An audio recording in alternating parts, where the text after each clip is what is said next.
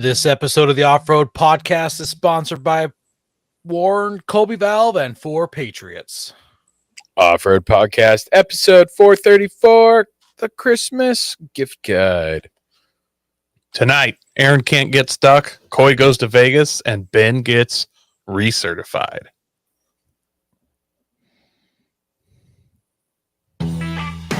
Welcome to the Offroad Podcast, a podcast about everything off-road. We cover the news, review products, and interview people in the off-road industry. Your hosts tonight are Aaron, Coy, and my name is Ben, and welcome back to the Offroad Podcast. And I hope you all are doing well. Aaron, we know your Nissan's broken. Come on. Oh shoot! Is that why you can't get stuck? Can one of you guys upload that photo? Before we talk about me not getting stuck, I shared the picture of that Jeep in my field in the mud puddle. Yeah, in the chat memes group. So before we talk about that, I am packing for a cold weather camp trip. This is probably going to be the coldest one I've been on, and I'm tent camping. So the 3 days after Thanksgiving, I'm going to go camping in Northeast Nevada with a buddy from Nevada. And we're tent camping at some hot springs out there. Actually, he's dragging his trailer. I'm tent camping. And it's going to be in the mid-teens at night. So I know I've camped in the teens. I know I've camped in the teens before, but I think it was like 18, and this is, I think, going to be 14 degrees. So I'll make sure to bring a thermometer with me so I know how cold it really is. What tent are you using?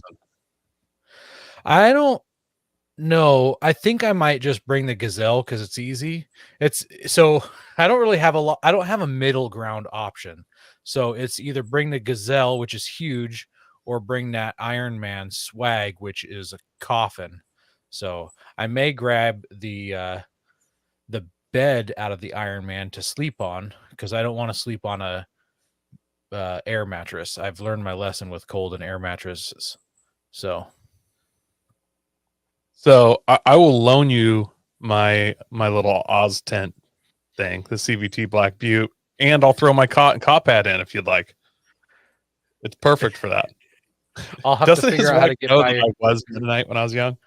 Eric says my wife says Coy looks Mennonite or Amish. So I actually was raised Mennonite before I became a heathen. But I do a chin strap beard. So I'm getting hassled on the show by Josh, buddy Josh. Him and some other my friends are camping right now up maybe 20 minutes from me up in the woods. And I haven't gotten a chance to get up to them. I'm going to try really hard to get up there tomorrow. They're up there till Wednesday morning. What are they elk hunting or something? I think Josh is. I think Josh is elk hunting. He left Eastern Oregon and came to the rainy coast to camp. I was like, to camp? What are you doing? Like, well, but all the good friends are over on this side. Yeah, but the weather here for camping right now is terrible. Yeah, that's the main reason why I'm going to Nevada to camp. Besides the hot spring, that's the main reason why I'm going over there is because it's not going to rain in Nevada this time of the year. It'll either be snowing or it'll be cold. So beyond my camp trip coming up, I put on an off-road recovery class for some close friends of mine. And basically it was to talk about what different equipment is supposed to be used for, how not to use it, how to use it. And then also to go out in the field and actually use it, literally out in the field. So this guy here in the JK with the angry eyes grill had the best recovery points and the least amount of tread of all the vehicles. And we really struggled getting him stuck. We could only get him stuck in two-wheel drive. And this portion of the field that he's sitting in of our field was tilled very recently. So tilled and lots of rain, you'd think you'd just sink right in, but I think just the fact that it's 35-inch wide tires and we haven't had enough rain yet to make it a big soupy mud mess. So We got them stuck in 2-wheel drive. I used a bumper rope for one. I used a regular tow strap for another to kind of show the difference in how you use those things. And then we went over to my motorcycle track, and I didn't get any pictures there, but I winched my truck up a hill at the motorcycle track, and then I used a snatch block to double back to show how all that stuff works. So it was a really good time. A lot of those guys haven't ever used any of that equipment. They've just seen it or heard of it. So it was fun to talk about and put it to use and answer questions. So it was a good time. Did you talk about the triangle of death? I did. Although I didn't call it a triangle of death. I just said however long the recovery strap, recovery rope, the winch line, whatever that is, however long it is, you need to stay that far away from it at any point. So I'm not sure actually why it's a triangle. Why is it a triangle? It's if you're doing like an off so you've got a vehicle you're winching or you've got a tree strap with a snatch block and you're what do they call that I see a redirect. Yeah, a redirect would have that triangle. You don't want to be in the middle of that triangle, like watching one vehicle and then being in, because if that line goes, you're kind of in the middle of a bunch of fun. You get shake and bake, and then a slingshot action there. So that's what I always say. If you have to be in that triangle, get down low on like your knees. That way, it just decapitates you, and you don't just get like you have to live your life with no legs. Like just you know, it's my personal rule. I'm not saying that's the right way, but that's how I do it. Yeah. All right, Ben. I want to hear about you sucking face with a dummy. Yeah. Well, so I got CPR and first aid, my card re-updated for work. And I gotta say, there's a part of me that was extremely disappointed with the class because it's held through a firehouse. And so it's literally like, here's how you do CPR. They were brand new dummies that were really cool. And so instead of just like a spring-loaded chest, it had the sensor to make sure that you were pulling back all the way and pushing in deep enough. And it would show like an orange bar that would go up and the forehead would light up. So that was kind of cool. So like if the forehead was lit up, you were doing your compressions properly. My problem with that, man, if I had a new one with a sensor, I'd be doing so much other stuff that like I'd just be sitting there doing like a rhythmic, just a full on like ground and pound punch in the middle of the chest. Just thud, thud, thud. Does punching give me the exact same? Yeah. You know, I get two guys and we jumping up and dropping elbows. You know, like I'd wear that thing out. I'd find a new way to do CPR, but I'm sure there's a way you can do CPR with your foot, but it's way less tiring. Oh yeah, you know what I'm saying? It just makes sense. You're gonna look like one of those dance step aerobic classes where you're like up, down, down, up, down, down, up. And down. like one of those 1987 spandex stepper things. Yeah. Yep. And then the other good. You got the first aid and CPR. Yeah, first aid and CPR. So CPR was pretty cool, but the first aid portion was extremely boring because it's like, okay, here's basic bandage techniques. Oh, it's got a stick in your eye, stabilize it, blindfold the other eye. But then like pretty much the whole class was, okay, then call 911. Okay, then call 911. Because it's like because it's not wilderness first aid, or any of all that. It's pretty much just call 911. Yeah. I get it. I experienced that when I took my CERT class, and they're like, when we call you because there's an emergency and you drive past a car accident, just take note of the car accident. Don't stop and help. And then when you get to the CERT building, let the CERT people know so they can dispatch the proper authorities. I'm like, no, I'm going to stop and administer aid at the car accident. I'm not going to drive past it. Exactly. Anyways. Exactly. Yeah. So it was a little frustrating there because I know a bunch of this stuff that you're supposed to do, and like I pointed out, our county, the area of my county, East Pierce, has a program through the levies for if you call 911 and you take an ambulance ride, if it's provided by our fire department, it's free. You don't get charged. They charge you insurance and then they eat the rest. And I think that's an amazing program. I think it's great for getting people to actually get it. And he didn't mention it until I was like, hey, do we still have that program? Because I mean, I'm that's curious cool. how You that works got 'em. because my insurance gets charged for things all the time. They're like, yeah, we totally don't pay for that. And then my insurance bills me for it. So the insurance just be like, oh yeah, we got this. Send us the bill. And they And then it just send- reach they behind them and hand hand it down. the ambulance bill to me. And then the fire department's like, yeah, we totally only charged your insurance. no, they charge the insurance. They basically reach out to your insurance, see how much they cover, and then they'll take whatever the insurance covers, and then they eat the rest as like a tax write-off because it's essentially our tax. It is our tax dollars through the levy paying for it. The around here, it's the life flight. I think it's Reach or something. I don't remember what. I did a class thing with them, checking out their helicopters and stuff, and they did the same thing. They're like, we're a nonprofit. We don't charge anything. If you can't pay it, you don't have to pay. I personally know people that have like $30,000 life flight bills. So they say that, but I don't know if that's really true or not. There's probably some paperwork that can be filed to be like, hey, this is an inconvenience on my family type stuff. I mean, I think the idea behind all those programs is, hey, if you can't afford it, it shouldn't prevent you from getting the need you need, the help you need, so that they cover it. It's kind of like, if you're stuck, I'm still driving myself if I can't. oh yeah, I'm not gonna take that risk. well, they talked about that with what was it, like if you're experiencing heart attack or stroke symptoms, the reason you call 911 is so that they can figure out what you're having and they can take you to the proper hospital, because we've got a handful of different hospitals in the area that specialize in different stuff, and they have to call in the specialist for it.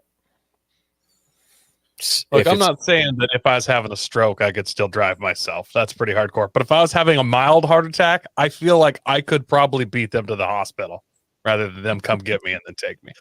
Especially if you had your own helicopter. Can you imagine flying yourself in a helicopter? That'd be amazing.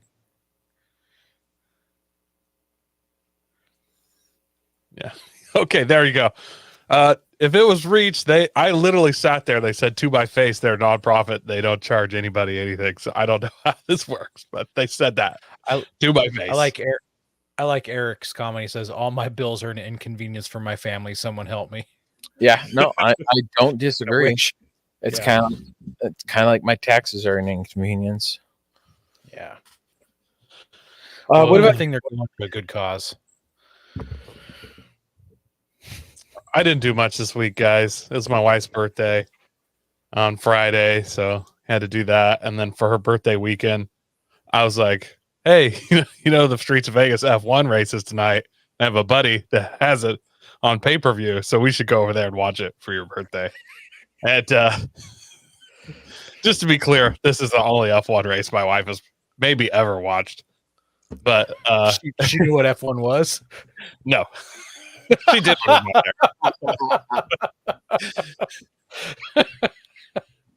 wow? So how many seconds of it did you get to watch? Because I saw the news about the F1 race. That was just the practice. That was just the practice when they a manhole cap destroyed like a $18 million car or whatever it is. The worst part about that is that they didn't talk about that Ferrari F1 car. I don't remember if he had pole or like second in qualifying. So you're like, well, it's cool. He's got second place in the grid, but it ripped the bottom of his engine open. So he had to put a new motor in, which is a 10 place penalty. So he got, after that piece of the track ripped his car open and he had to put a new motor in his car, he had to sit back 10 places on the grid.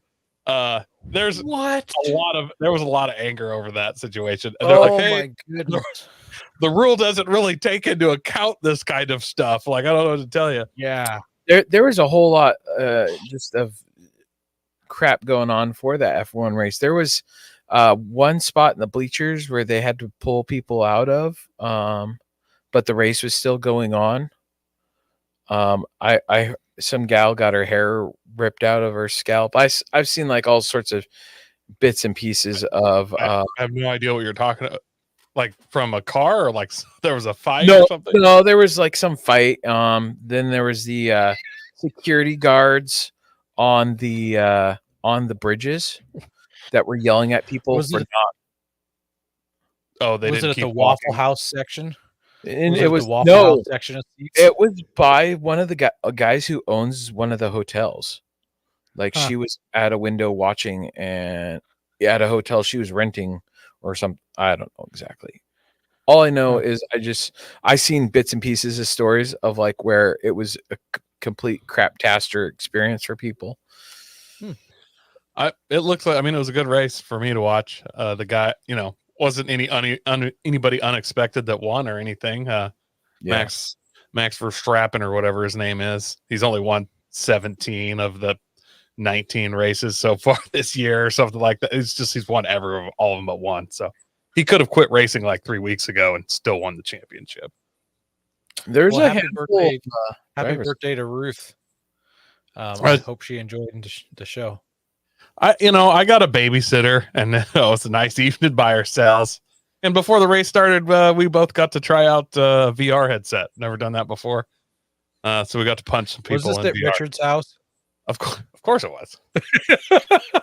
Like the guy's got pay per view. Then you said VR. I'm like, it's Richard. He's got so many toys. What He's VR? got all the cool stuff.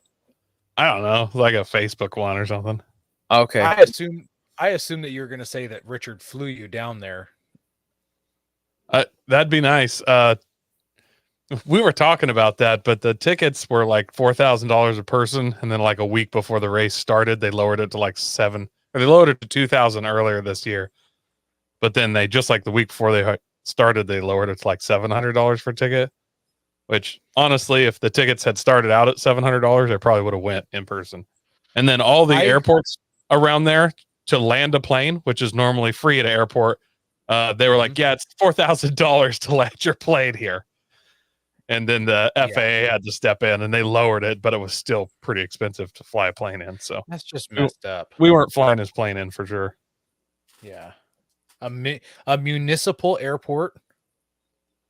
Yeah, I don't know how that works, but everybody's trying to cash in, except for the Uber drivers. They were just street racing it. Yeah, it was a good race, though.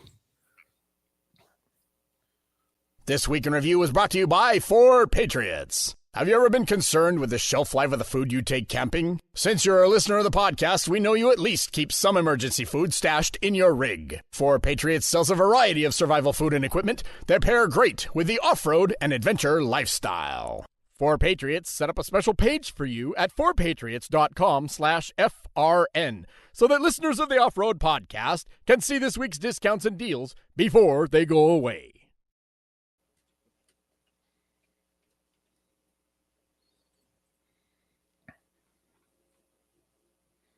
We also want to thank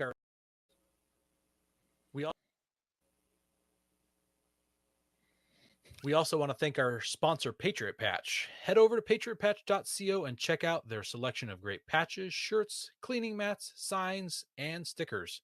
You can also join the Patch of the Month Club for $15 and receive a patch, matching sticker, and artist proof each month. All right. You want to pull it up on the screen? You want me to show mine right here? Go ahead and show yours. There we go. So that's the November patch. And because November includes Thanksgiving, it comes with the bonus patch. Can you guys tell me what the bonus patch is called? The initials are PP. Projectile Pete. There we go. There we go. Projectile Pete. Yes. This is not an actual Nintendo bomb flying through the air. So don't sue them. Please. And then can't forget our patches, which we've got the Off-Road Podcast patch and the Lumen Locker patch. You can get those from us. $13 shipped from us in the United States. To you in the United States, 10 for any additional patches, or just $10 each picked up from us. Shoot us a message through any of our channels. We can hook you up with a PayPal link. And if you're international or whatnot, we can also try and figure out how much that'll cost to get it to you shipped. And the Lumen Locker does indeed glow in the dark. Have tire troubles ever left you deflated? Colby Valve has got you covered. Ever have a valve stem leak? Colby Valve makes reusable and easily replaceable valve stems that don't require you to remove your tire from the wheel. They work with your off-road rig, ATV, side-by-side, commuter vehicle, or even your tractor. Never be left stranded again because of a busted valve stem. They also have a tire repair kit for those punctures that keep you away from doing your favorite thing, wheeling. Make sure to check out colbyvalve.com or ask for them at your local off-road products store. All right, guys, our news. We're only going to do one news story this week because we've got a jam-packed episode full of Christmas gift guide gear. GGG. While I do this news story, can someone quickly look up what the starting price of a Toyota Tacoma is, the cheapest Tacoma you can buy? This news article is from Motor Trend, and it is Toyota's $10,000 pickup truck. So in North America, actually only in Canada and the United States, we get the Toyota Tacoma, which we're going to hear the cheapest starting price you can get one of those for here in just a second. Everywhere else in the world, you get a Toyota Hilux. And the Hilux is a lot cheaper than a Tacoma with the starting price. For that Tacoma price? Yeah, why don't you give us that Tacoma price? 2024 looks like the absolute cheapest one would be $28,600. Wow. Cheaper than I thought, honestly. Yeah, I expected to start in the low 30s. So 28 grand for the cheapest Tacoma. Around the world, you get the Toyota Hilux, not Helix, it's a Hilux. And the cheapest one you can get is $15,200.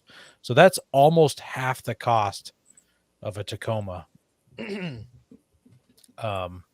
sure they get a lot more basic Hiluxes everywhere else than what you can get a basic Tacoma here. But that $15K is still too expensive for some of those countries out there. So Toyota has come up with the IMV0, which intends to come in underneath the cost of the Helix. So this was announced and shown off at the Japan Mobility Show, and it kind of looks like a Land Cruiser 70 series if you guys want to scroll through the pictures. So it says that the average cost for Toyota Hilux is $22,000 around the world. That's pretty cheap for the average cost. Yeah. So the article does mention though that the cheapest you can get one is $15,200. I like that the average cost for a Hilux $22,000, but even like an '80s Hilux here in America is like $22,000. So we're like, yes, yeah. So it says Toyota has rethought every inch of this truck with an eye towards cost optimization and delivering everything that's absolutely necessary and nothing that's not. The development team has invited upfitters from around the globe to weigh in on how to better optimize the chassis and cab for to prepare them for aftermarket builds. And it says here is what's included and what's been left out.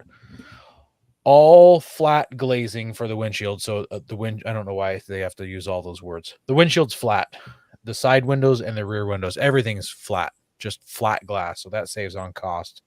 Flat bed with no sides is standard, with a limited number of upgrades like drop side panels that you can get. So I'm guessing that, so those are the drop side panels. The previous picture is what it would look like without them. And that's what you get in the bare bones. No anti-lock brakes, but load sensitive proportioning valve is standard. ABS is optional. No airbags. but probably an option in some markets. No armrests, just door pockets that double as door pulls. Crank windows, plastic and rubber everywhere inside. Hilux control arm coil spring front leaf rear chassis. That's a mouthful.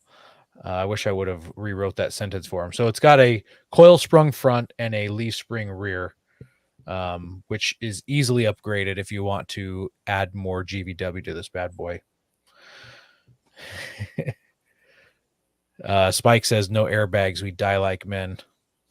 I like Travis's here. You can fit some serious firepower in that flatbed version. Is he talking about turning into a technical? You think? Yeah. I think that he's saying that ISIS is going to buy 10,000 of these because they're only 10 grand. It's a Toyota. I don't know. I'm just saying, like, yeah, that's probably who Toyota designed this for. But like, man, we could really sell these in the Middle East like crazy. They're just going to get blown up anyways. They don't have to be that good. I like kind of overlandish renderings. I got a thought here, guys. What is it? 25 years before you can import a vehicle? The 25-year rule. So at 10 grand, I could buy one of these if I knew somebody in another country where these sold. Just have them put a container in their backyard, just park it in there. We winterize the daylights out of this, and in 25 years, load that thing and that container up and ship it to me. I have a brand new one of these, never been used. I got my sweet no analog brake, no airbags. I just overland build it when it gets here. It'll be in pristine condition. I wonder if they'll have it in like Canada, probably Mexico. Just become a dual citizen with Mexico, and be like, "This is my Mexican vehicle," and you drive it up from Mexico and just never go back. I mean, I've known a few guys that did that. I mean, not so much with vehicles, more themselves, but I don't know if it'll be in Mexico, but that'd be cool. I mean, I really like it. I'd love to see these around. I do too. I like them a lot. They have lots of potential, and it's basic, so you don't have all sorts of extra crap to fit. Definitely basic. So they don't have exact powertrain specs yet, but Motor Trend suspects that it'll have the Hilux's entry level 2-liter 4-cylinder gas engine, which only puts out 139 horsepower. And a 5-speed manual. Thing is going to weigh, what do you think, 3,000 pounds? I bet you it's 3,500 pounds. You think it's that heavy? Yeah.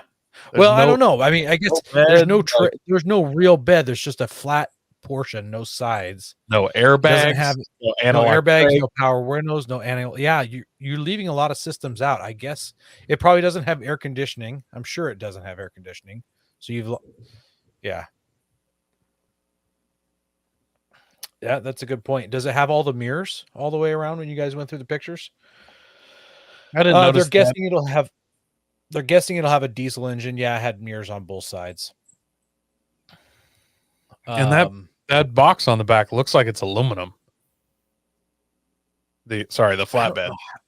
I agree, but I don't know how they could do an aluminum flatbed for cheap. I don't know. Oh, I don't know. Child labor. Yeah, there you go. They're expecting it to also come with a diesel option as well. And the last part of the article says that don't count on the name being IMV-0. Some people think that it's going to be called the Hilux Champ. So I believe the Champ name was the small pickup truck way back in like the late 60s for Toyota pickup trucks. There was a Stout. I don't ever remember a Champ, but oh, you're right. I am mixing the Stout and the Champ. Yeah, I'm mixing those up. Which, I mean, there's been talk of a new Stout, but they made it sound like they were going to do like a RAV4 thing here, kind of Ford Maverick style, and call it a Stout, but who knows? When I Google Toyota Champ, only pictures of what the rig that we're looking at here, and then some Hilux trucks. So I wonder if Champ is a like a submodel. Eric says low lux. Instead of high lux, it's low lux. And Lifeline Fab says Champ is a Studebaker. Yeah. Hmm. So that's our news article this week. I threw that one in there because for 10 grand, you could put these under your Christmas tree pretty easy. Yeah, no, I mean 10 grand's affordable. Hell, I mean, not people affordable spend for me to just throw that out, but well, it's for replacing my Forerunner. I can't find a fourth gen Forerunner for under 10 grand right now. It could be a thing where you're like, look, I can buy 3 of these or one good side by side. you buy Or would 3 of them, and all your friends could have fun.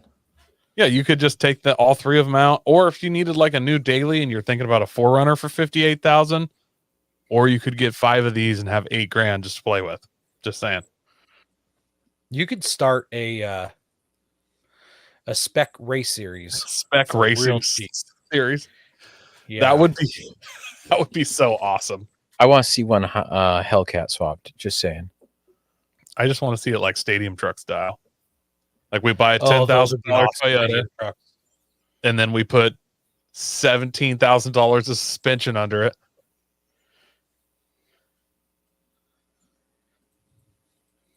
Yeah, it'd be rad. Yep. Go prepared with Warren Industries. They produced the first recreational winch in 1959 and lead the industry with their dedication to quality and reliability. When you dig yourself in deep, make sure you have the right tools to get yourself out. Get Warren equipped and go where others can't. Now, let's get ready for adventure and head into our main topic.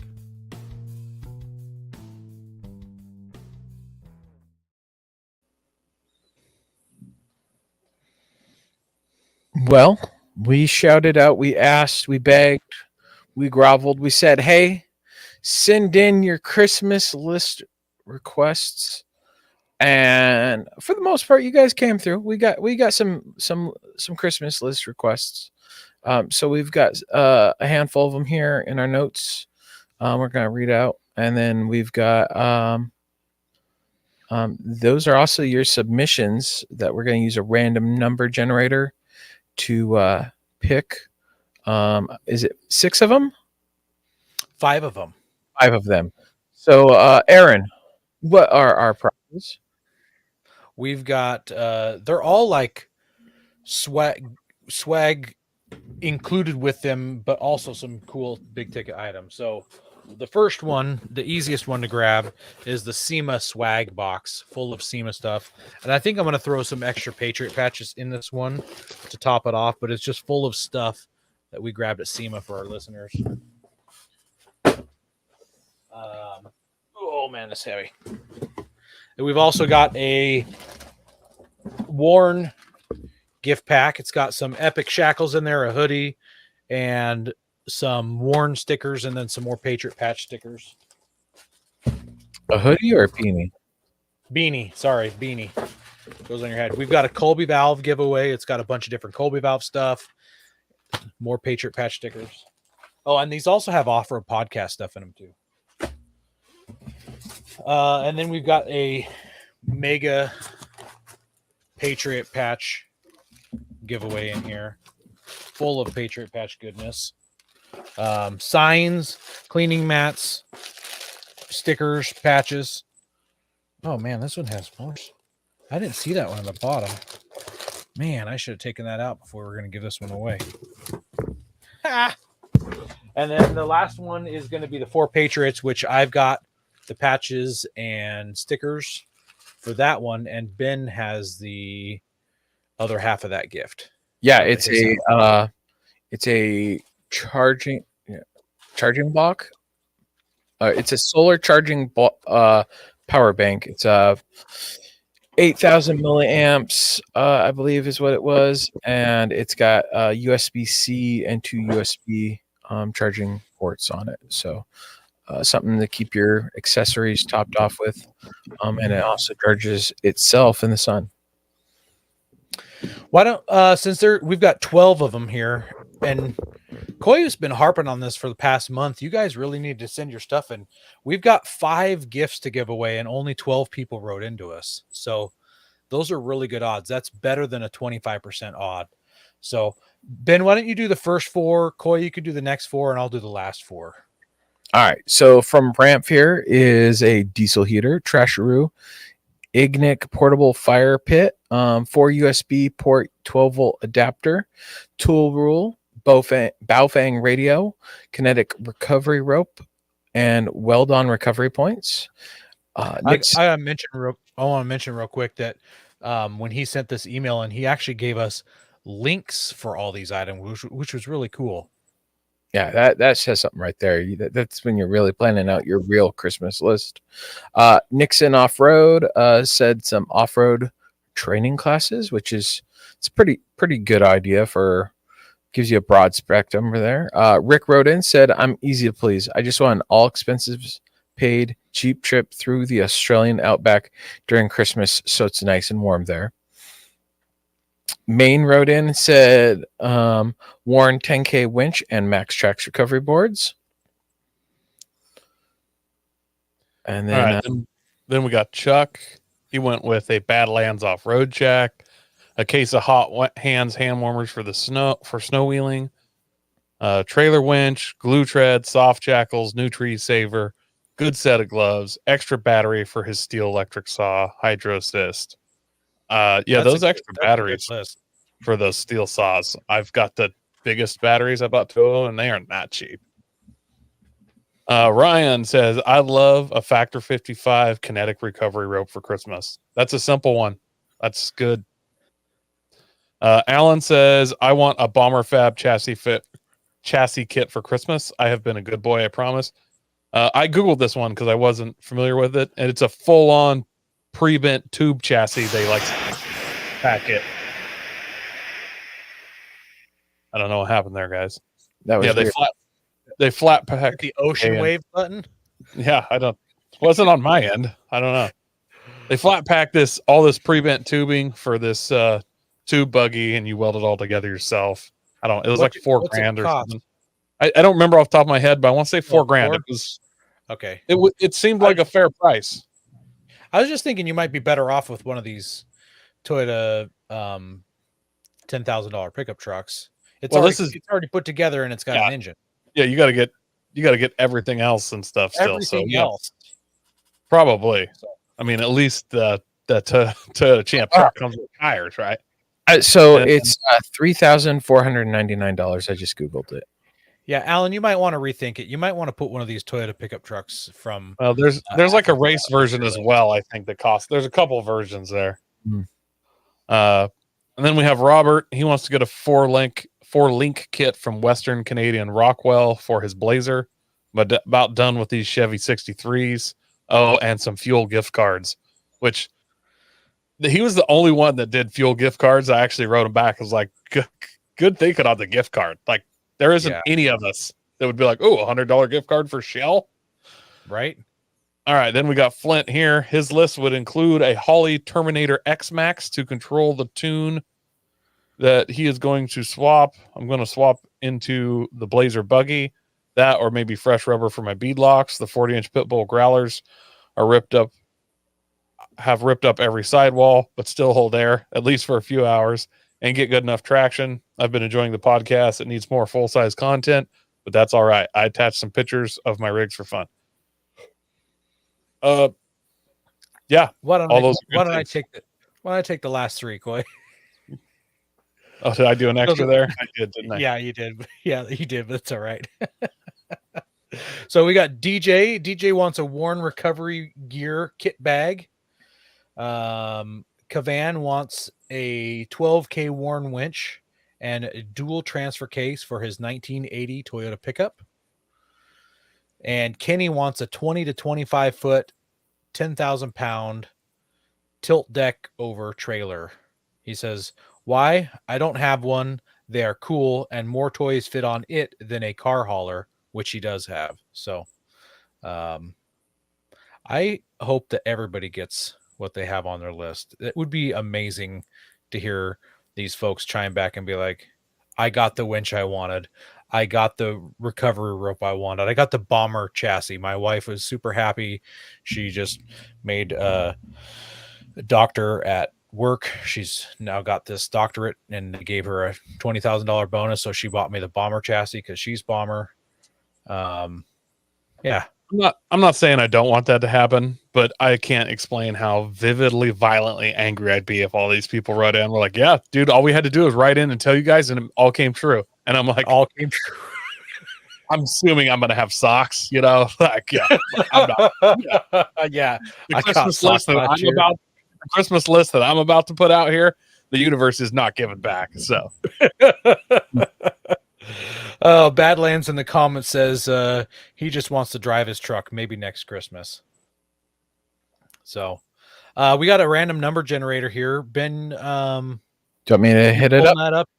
Yeah, so we've got, if you put in, we've got 12 of these. So do it 1 through 12 and hit the refresh button or however that works 5 times. Okay. All right.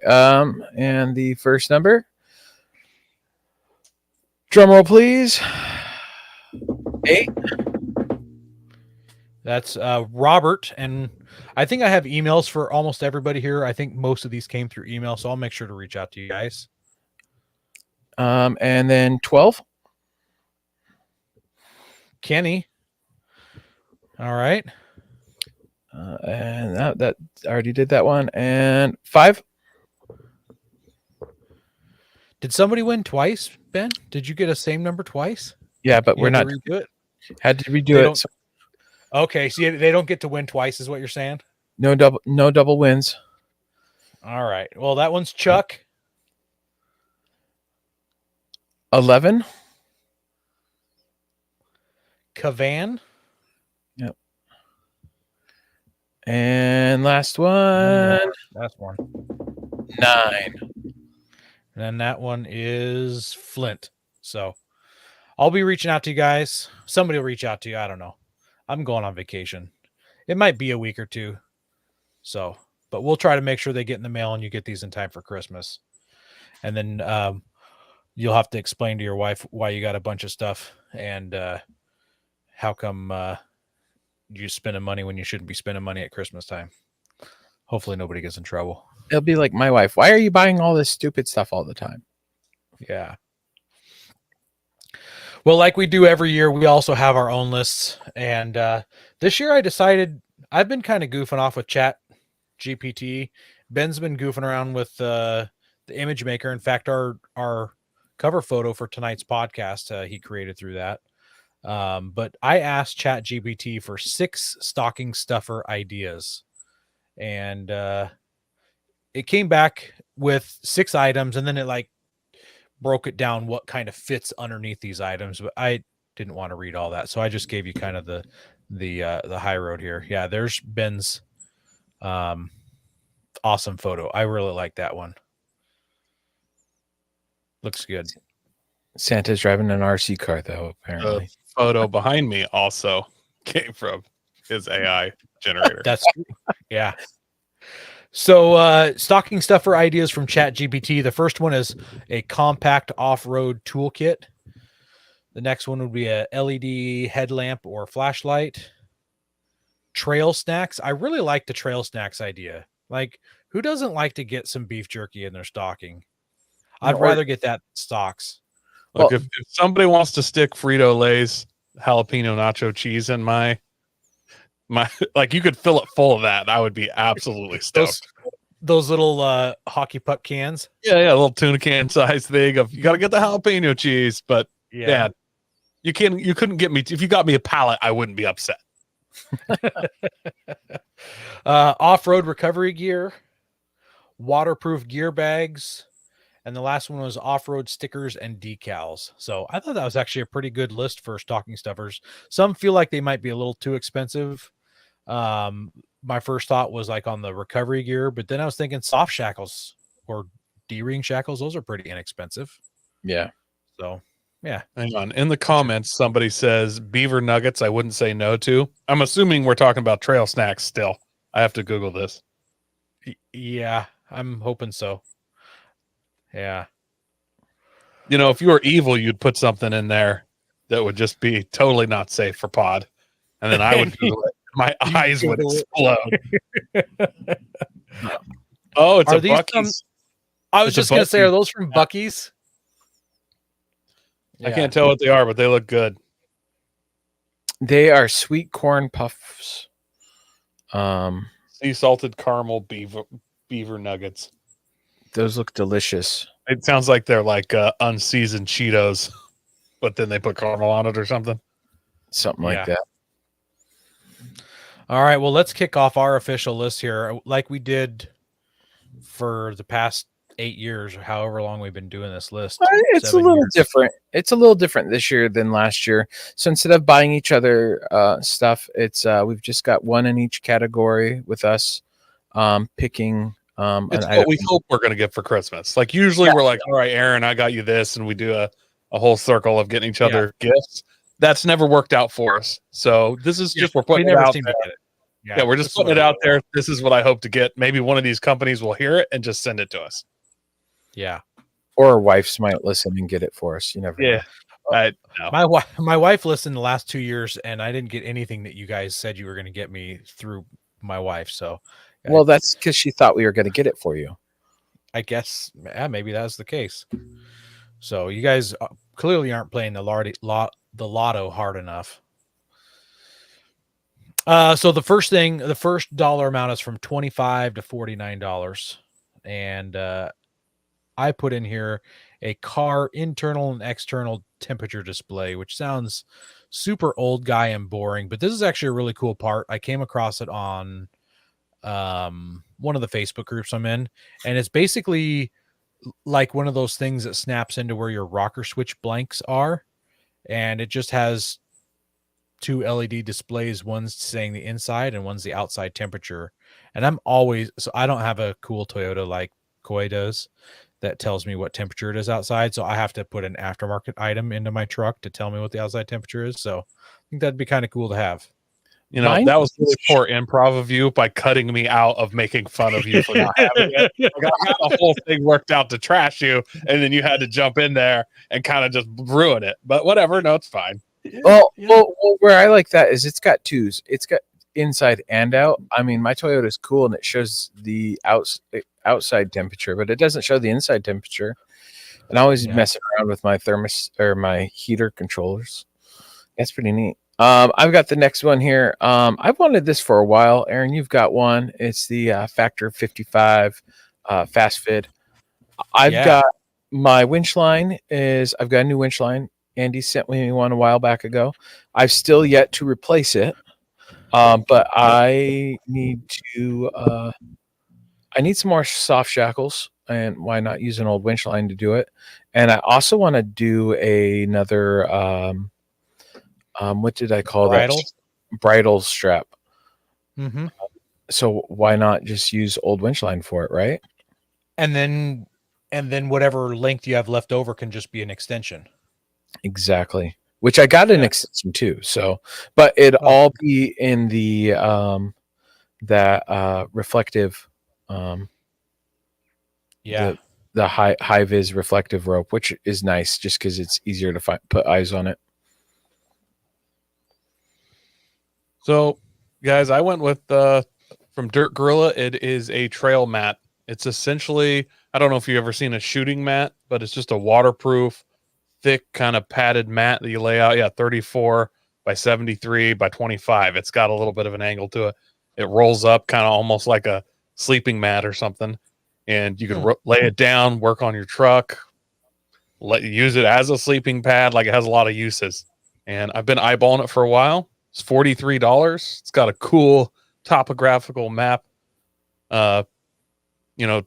design on it. You can roll it out in front of your tent as like a little pad, take your shoes on and off. Like, there's actually a lot of uses for something like this, just camping and keeping in your truck.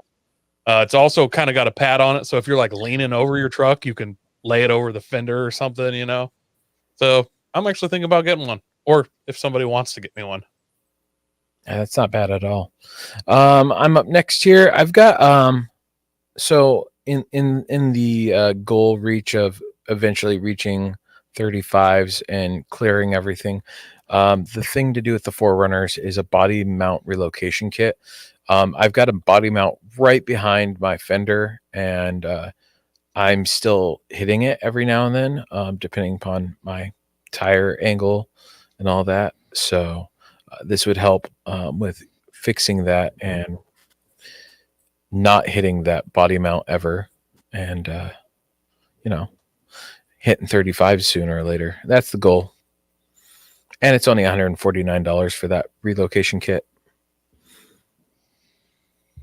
Ben, you forgot to mention, but we've just jumped to the next price category. Yep, sorry. So we're in the yeah, it's all good. We're the 50 to 199 buck category.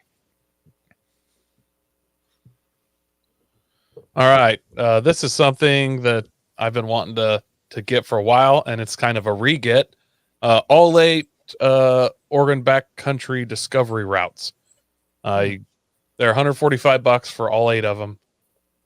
I had like 4 of them, and then I loaned them to someone, and I cannot remember who, and obviously they have never returned them.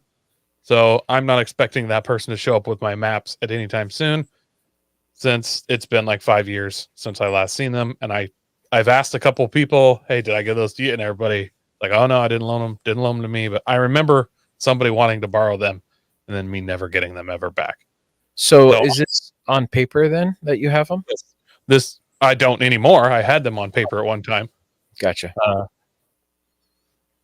So yeah, they're all paper maps. And when you buy the paper maps, you can email them and they'll send you the GPX tracks as well. Nice. If you like those. So it supports the good cause and stuff. It's the Oregon, what was it that sells them? Oregon Off-Highway Vehicle Association. So it's not somebody like making a bunch of money. It's a nonprofit and whatnot. And they're great routes. Lifeline Fabs back in the comments says, so sorry I had to take off for a minute. He definitely needs the race chassis. I don't know, Alan, if you heard our alternate idea of the flat pack tray Toyota, the $10,000 truck. Yeah, the golf cart Toyota. Yeah, that might be a better option for you because it comes with an engine for 10 grand instead of something you got to put together yourself. So, I mean, maybe it has a 1-year warranty too. I don't know. And it looked like Probably the tire could possibly guns. be as large as a 28-inch tire. So take you anywhere you need to go for sure. Yeah, lots of places. All right, I'm up in this category, and I picked a Vivor diesel heater. It's about time with the amount of snow camping and stuff I do.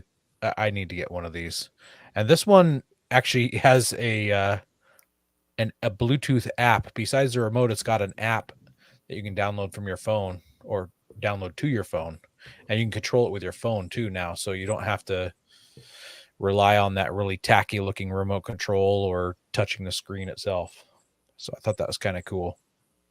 And that was $156. These things have come way down in price, and this one is an all-in-one. So it's got everything is built in. It's got the fuel tank on it. It's got a carrying handle. It's pretty sweet. I don't know. I still have that like 12-volt one that I got from Wish.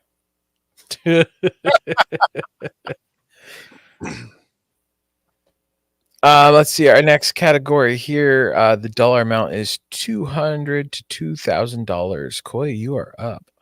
Sorry, I'm looking at this Vivor heater right now. What kind of battery does it use to run the fan and stuff? I'm trying to. It's 12 volt. I think you have to provide a battery.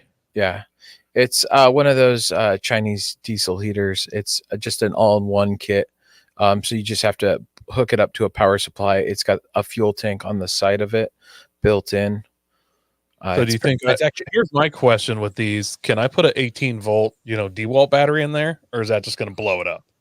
It'd probably cause all sorts of problems with it. It doesn't use that much power. Like once it gets going, it's only using like 10 watts to keep the fan going at medium.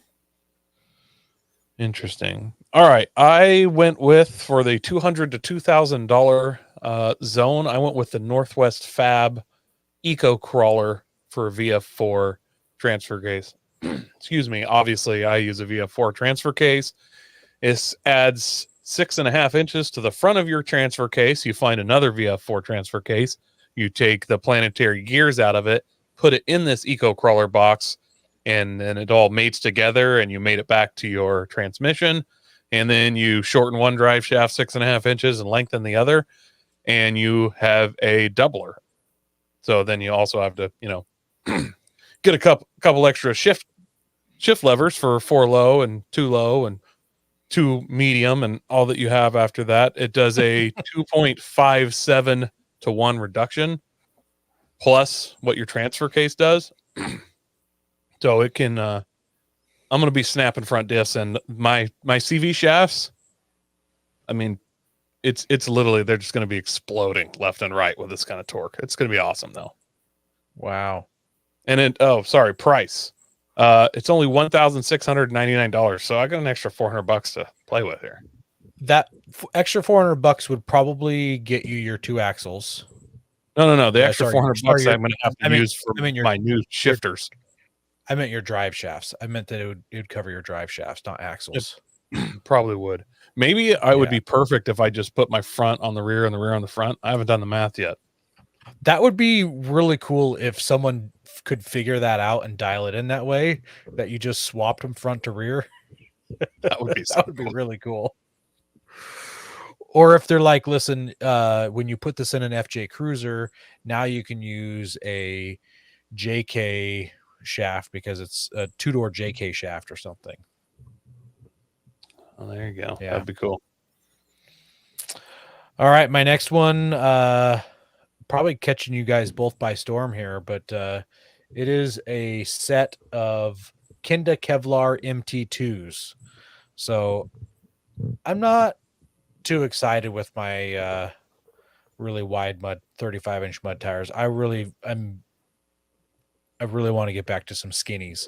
And Kenda is one of very few companies that sells a skinny 35. This is a 10.5 by 35 on a 17-inch wheel, and it's a mud terrain. They also do a RT, which is like their hybrid between a all-terrain and a mud terrain. So you could. So they are making the MT2 in a 10.5. Yes. Though? Yep. I confirmed that on their website today.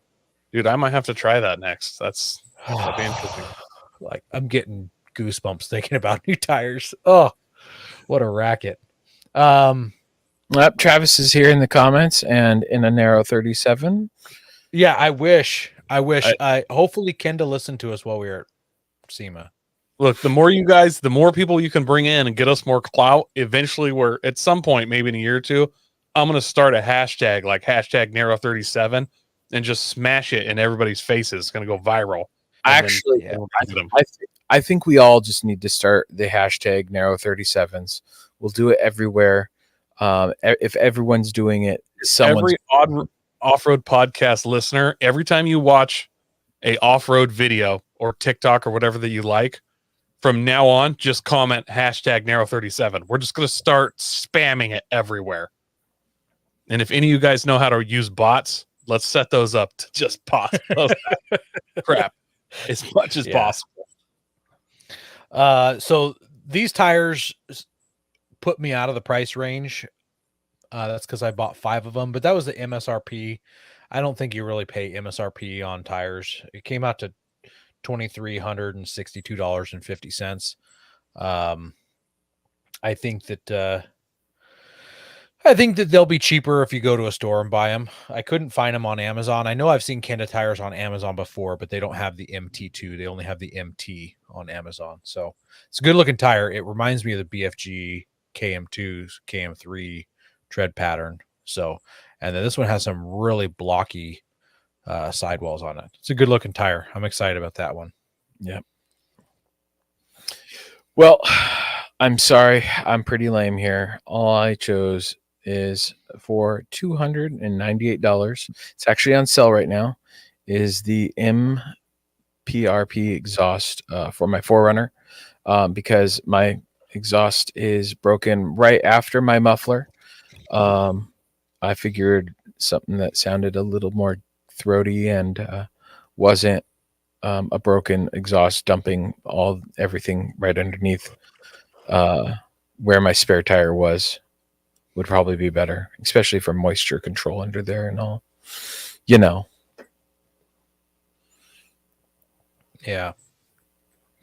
I hear you. I forgot to mention in what we've been up to this week in preparation of getting my Nissan ready. I heard something rattling under my truck, and I looked down, and the exhaust had separated itself again, but this time it separated itself after the muffler instead of before the muffler. So I just climbed under there and I yanked it out. I think I'm just going to get a turn down tip and call it a day. It's a weight reduction. Yeah. All right, we're in the unlimited zone, you guys. This is the most exciting one. This is the thing that we're never ever going to get unless we win the lottery, most likely. Yeah, I'd need to hit the lottery to be able to afford this. Yeah. So I went with portal axles because why not? I think portals are really cool. We've been talking about portals recently. We had 74 Weld on a couple months back. There's a company that is called Tibus, Tibus, and they sell portal axles for the Nissan Patrol. And I'm fingers crossed, hoping that maybe those would cross over for a Titan. I don't know that for sure. In fact, they probably don't. But they do say right on their website, if we don't make it for your rig, contact us, and we can make it for your rig. So it's an unlimited amount of money. They can take an unlimited amount of money, and I'll end up with portal axles. That's all that matters. There you go. I'll give you, pick a number, $200,000. Yeah. Yep. Well, I was sitting there and thinking, and after SEMA and all the cool stuff I saw, and remembering having Weld 74 on, I was like, you know what? I want portal axles too, Aaron. So they actually have Toyota. Those are the actual axles, portal axles for the front of my Toyota 4Runner, and it only cost $20,000 for What a bargain. axles, which, I mean, in the world of portal axles, a bolt-on kit, that's not terrible. That's the most expensive in the world of portal axles. In the world of IFS portal axles, yes, but in the world of all portal axles, I'm pretty sure there's more expensive ones, and that's only $5,000 per corner. No, it's not even bad. If you were, I like the way you think about that. If you ran like a 54-inch tire, it would cost you $2,000 a corner just to change your tires. So break it down, and then you figure you don't even need a lift kit. How many axles Ben's going to save by not breaking them? Like, by this time we're said and done, you minus all that out, you basically save money. It's a wash, yeah. And I get gear reduction too, so like I don't have to worry about gear reduction. You don't have to get so much money. Boy math is getting portal axles so that you can save money on axles, and you don't have to re-gear, and you don't have to buy a new lift kit, and so they're basically free. I mean, they're $5,000 a corner, but after you add all that up, they're like $2,500. It's worth it in the long run. Yep. All right, guys. I know that you guys keep picking portal axles for this one because they're so cool, but I decided to go different, and I picked portal axles as well. I logged in and I saw that. I was like, hang on a second. Did I start a trend here? Yes, you started the portal axle trend, Aaron. It's all you. Yeah. So I went with the Werewolf off-road portals, tire inflation system, and the wheels. I got a whole package. Okay. And so the portals themselves, they're only $14,500. So, that's not really that bad. Then the tire inflation system, that runs $3,000. And then the wheels that you have to have so that you can run an airline through the center of your portals and then into the wheel. And then so you can actually fill it up on the drive and air up and deflate. They said contact for price. But I'm unlimited, baby. Like, unlimited. I don't even need to contact you. Just send me, I'll just send you money, and just, if you need more, call me again. I want to also point out how much of a humanitarian you are for going with this company. They're in a war zone right now. They're in a war-torn country, and you're like, listen, I want to help you guys out by buying portals specific. I can get them other places. In fact, I can get them cheaper from a Chinese company that makes them their chain drive. But I want to support this company because you guys probably you probably need the help. So I appreciate on their that. website, or maybe it was their Facebook or their on one of their social medias, they were asking for cheap SUVs to support they just want you to send them a Tacoma or a Hilux so they can fight Russians with it. Like they're like, we'll buy it, we'll ship it, just if you got any cheap vehicles. Hey, well, now for $10,000, we will ship you a set or a Toyota Champ. Here's what I'm saying though, guys. What if we come up with a decent SUV, Toyota, whatever, but we vinyl it out, off-road podcast, massive. And that's the deal. We'll send you this. You don't get to paint it camo. You got to run it as is. And eventually, what if we do a camo pattern, but with our podcast on it? We'll work it out, guys. Like this idea came to me just now, but like it'd be a great advertising budget. We're helping them out. And then eventually there's going to be some YouTube or news outlet where there's somebody with an 80s series that's been cut into a pickup with a mounted Mod Deuce in the back of it, and it just says off-road podcast on the side. And was like, yeah, that was us. I just wish that we as in Ben hadn't painted his Forerunner baby poop yellow, because it was already camo. That would have been ideal to send over to Ukraine. They probably want reliable vehicles. That's a good point. I don't know that they need to be that reliable. They just have to last till they explode. Well, I mean, they probably want the wheels to stay on. I'm just saying. And I don't know if you've been around. I don't know if you've been around any American military vehicles, but they're not that reliable. I mean, you've got 17, 18, and 19-year-old kids working on them. What do you expect? I did see in the news today that there was, or I guess it was yesterday, there was like an early 2000s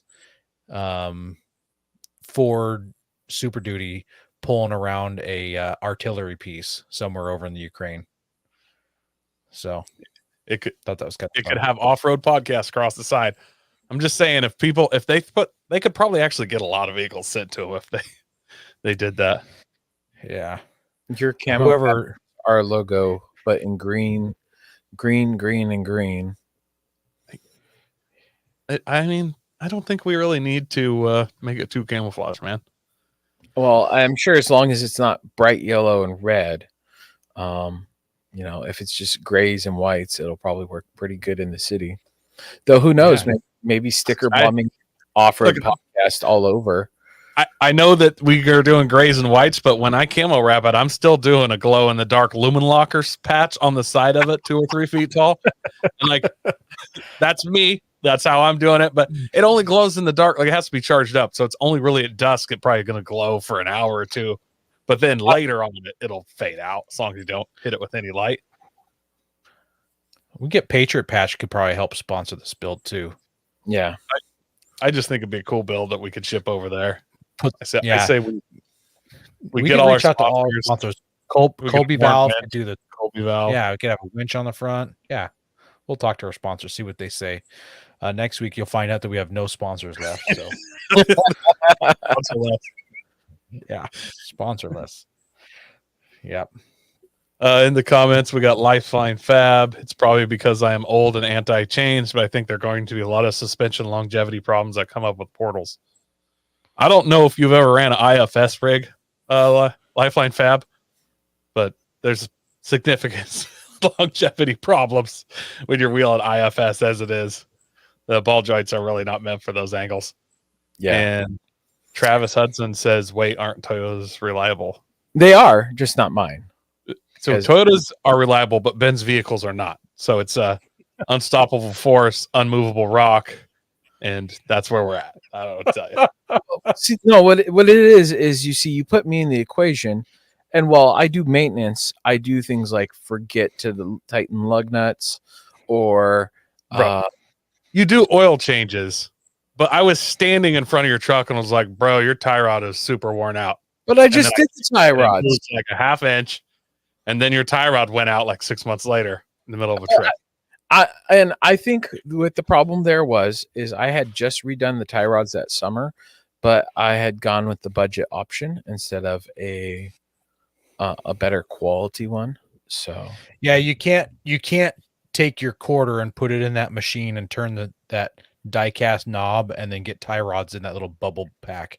yeah, I'm not saying that there were extenuating circumstances, Ben, but I think the problem is you didn't change it when it went bad. Like, even if you use the cheapest ones, yeah. if you always change them when they go bad, you're good.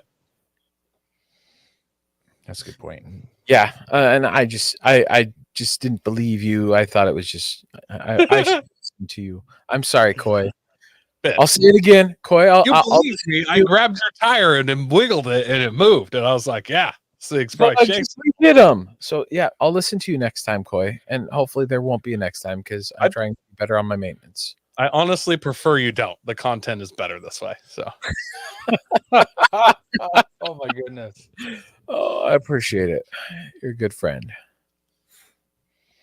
All right. Next week, we've got the Blue Ribbon Coalition coming on. We said we'd get them. We worked hard.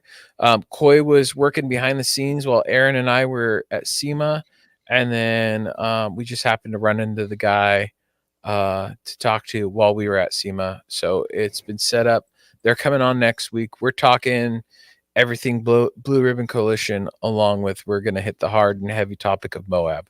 So look forward to that one next week. if you have any specific questions you'd like us to ask Blue Ribbon, email, Facebook Messenger, all the ways to contact us, go ahead and send that to us. We'll throw it in there. We're going to ask all the obvious ones and get into Moab, but anything you think we haven't thought of or aren't going to, or something off the wall that you'd like to ask them, absolutely send us that question for them.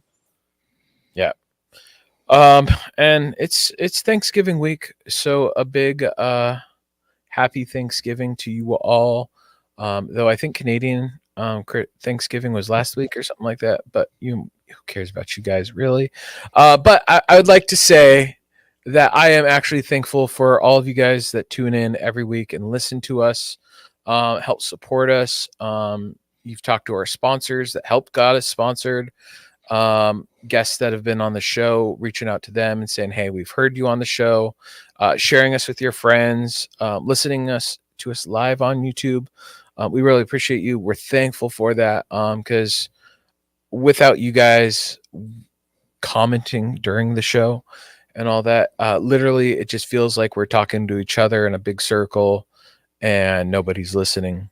But it's not, because you've joined the circle. You're talking to us. You're talking to our sponsors, our guests, and mentioning being on the show. So thank you, and God bless America.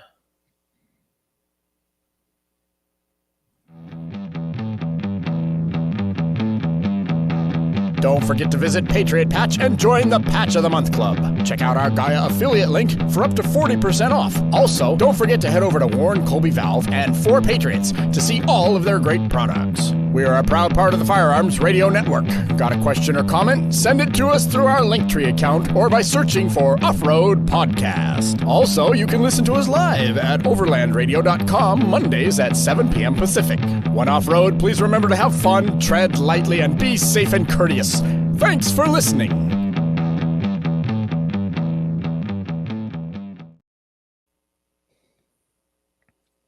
Hey, Coy, what are you thankful for? Mostly me being so handsome and amazing, charismatic, smart, like I made it through another year because of all my outstanding qualities. He said thankful, not April Fool's Day.